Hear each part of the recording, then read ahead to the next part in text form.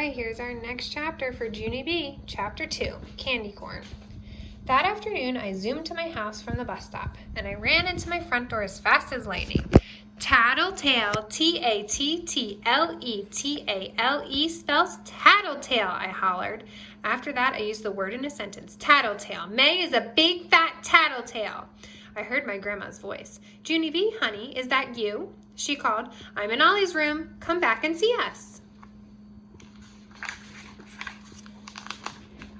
I circled my hands around my mouth. Okay, I hollered. Okay spells okay. After that, I hurried back there very fast, and I hugged my grandma real tight.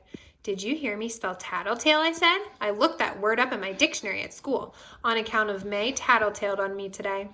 Grandma Miller was changing Ollie's clothes. She shook her head at that news. Oh dear, not more trouble with May, she said. Honestly, Junie B, you're just going to have to ignore that girl. I crossed my arms. Yeah, only how can I even ignore her when she calls me a scaredy cat baby? I said, she told all the children that I am scared of Halloween, Grandma. Only if May knew that I know about Halloween, she would be scared too.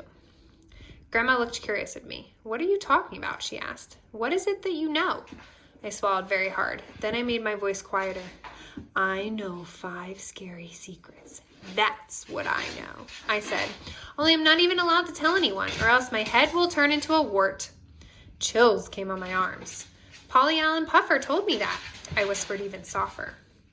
Grandma Miller wrinkled her eyebrows. Polly Allen Puffer, she said. Wasn't he the boy who told you that the monster lived under your bed? I nodded my head. Duke. Uh-huh. Are you chasing your tail? Mm-hmm. Yes, that's the exact same Polly Allen Puffer, I said. He knows lots of scary stuff, Grandma. On account of Polly Allen Puffer has a brother who's in 8th grade, and 8th grade is almost as old as a grown-up. Grandma did a little smile. Then she finished buttoning Ollie's sweater, and she put him on the floor to walk to me. Ollie does not walk that professional. He teeters and totters and weevils and wobbles. He fell down on my foot. Then he patted my shoe very nice, and he said the word moo. Moo is Ollie's favorite word. He is not the sharpest tool in the barn. Grandma bent down to pick him up. I touched her softy white hair. Bats would love that hair, I believe. I wouldn't go out on Halloween if I were you, Grandma, I said. Not with that head of hair. Grandma Miller did a little frown. Then she fluffed her hair very much. Why? What's wrong with my hair? She asked. Don't you like it? I zipped my lips shut, because I said too much already, I think. Grandma Miller fluffed some more. Speaking of Halloween, your mother is coming home from work early today. She wants to take you to the store to buy your costume. Just then, more chills came on my arms. I started backing out of Ollie's room very slow. Yeah, only I might not want to buy my costume today, I said. I might want to buy it tomorrow. Or the next day. Or never, possibly. I kept on backing up. Okay, well, I think we will go take a nap now, Grandma. And so when Mother gets home, please tell her not to bother me. I did a salute. Thank you and good night, I said. After that, I turned around and I ran to my room and I quick closed the door. A second later, I opened it a tiny crack. Yeah, only don't forget what I told you, I called. Do not go out with that head of hair on Halloween, because that is just asking for trouble, Helen. Grandma Miller called back at me. She said, please do not call her Helen. I shut my door again. Then I picked up my favorite stuffed animal, Philip Johnny Bob, and I hurried to get back in bed. If we pretend to be asleep, maybe I won't have to go to the scary Halloween store with Mother, I told him. Philip quick pretended to snore. I tapped on him. Yeah, only she's not actually home yet, Phil, I explained.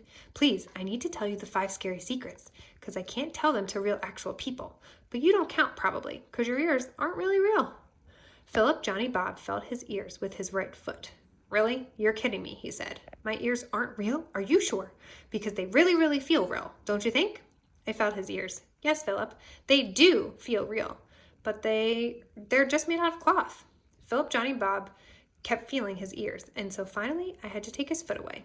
After that, I made my voice into a whisper, and I told him the 5 scary secrets. First, I whispered the secret about the monsters and the witches.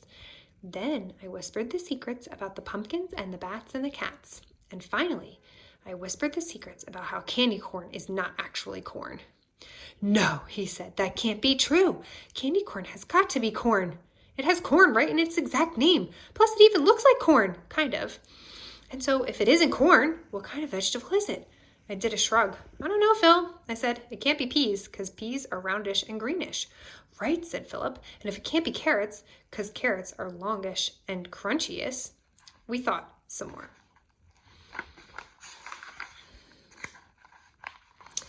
Then both of us looked at each other. Maybe Polly Allen Puffer's big brother is wrong about the corn, I said. Yes, he's got to be wrong, said Philip. Candy corn is definitely corn. There's nothing else it could be. I nodded. But the other scary secrets are true, I bet. You can just tell they're true by the sound of them. Like, why would a real actual monster put on a costume if he already looks like he's wearing one? I know, said Philip, and the pointy, sharpy pumpkin teeth make sense too. Because what good are pointy, sharp teeth if you can't eat feet? Right, I said? And you know the bat and cat secrets are true too. Because what bat wouldn't want to live in Grandma's softy hair? And witches' cats can definitely claw you into shreddle, said Philip. He looked up at me. Maybe you shouldn't go trick-or-treating this year, Junie B., he said. Maybe you should just stay here with me, all safe and sound, right in our own house. I hugged him very tight. That elephant is very supportive. Is Phil real? No, Phil is just Junie B's stuffed animal. She's talking to him. Chapter 3, Squirty.